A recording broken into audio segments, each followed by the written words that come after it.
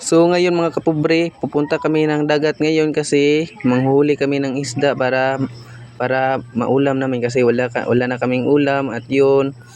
Tingnan natin kung ano ang makukuha namin rito kasi wala hindi kami marunong magdala ng sudsud. So ngayon guys, andito na kami sa dagat guys. Yun, ang ganda ng dagat guys. Diyan may manghuli ng ulam guys kasi gusto namin nga makaulam na kami kasi isang semana na kami nga walang ulam at walang bigas. Sana guys, grabe yung kagandahan ng dagat rito guys. Tingnan natin guys kung ano ang paggagamit ng sudsud guys. Ito palang kasama ko guys, grabe guys, ang lalim pala guys.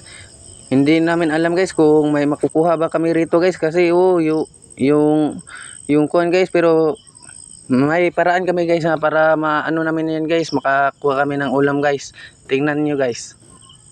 Mga kapobre, ito ang ginagawa ko kasi gusto ko nga mabawasan ang tubig sa dagat at yun binawasan ko para makasusunod na kami o makakuha na kami ng ulam kasi ang dami ng tubig rito. Hindi namin kaya magsudsud kasi yung sudsud namin hindi umabot sa yuta ng dagat rito. Grabe. Pero okay kay ang idea ko mga kapobre kay naglilimas ako og